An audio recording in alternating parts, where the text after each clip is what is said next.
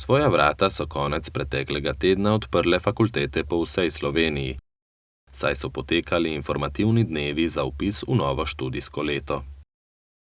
Med radovednimi, študija željnimi bodočimi študenti je bila tudi Špela Rotar, gluha dijakinja, ki uspešno zaključuje srednjo oblikovno šolo v Ljubljani. Informativni dnevi so namenjeni temu, da bodoči študenti od blizu spoznajo in vidijo prostore, nas, osebje na fakultetah, da lahko iz prve roke izvejo vse informacije, ki jih potrebujejo za to, da se lahko odločijo za pravo študijsko smer. Informativni dan poteka tako, da je najprej neka predstavitev študijskega programa, ki seveda sledi voden ogled laboratorijev, študentskih razstav in vseh prostorov fakultete. Tukaj na fakulteti je bilo veliko različnih programov, tudi fotografija, barvni tisk, ne samo grafično oblikovanje, tudi 3D oblikovanje, res veliko tudi zbirnih predmetov, kar mi je bilo zelo všeč, da ima eno področje različne smeri, res zanimivo. Tukaj ni samo statično grafično oblikovanje, ima veliko funkcij, tudi tisk, barve, fotografija. To mi je bilo res zelo všeč in se vidim tukaj.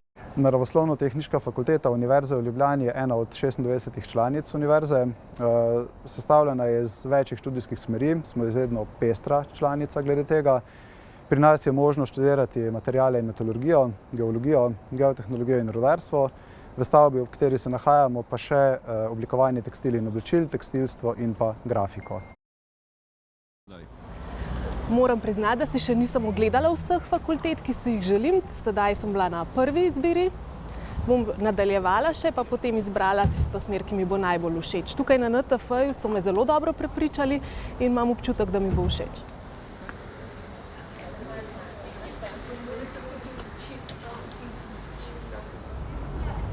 V bistvu imam 3 fakultete, se pravi 3 grafične smeri, grafično delovanje in pa promocija materialov. To bi mi bilo zelo všeč, tudi na področju gledališča bi rada delala po diplomi, da bi se potem v drugi stopnji usmerila še na to. Po mojem spominu je bilo gluhih in naglušnih študentov v preteklih letih največ predvsem na študijo grafike.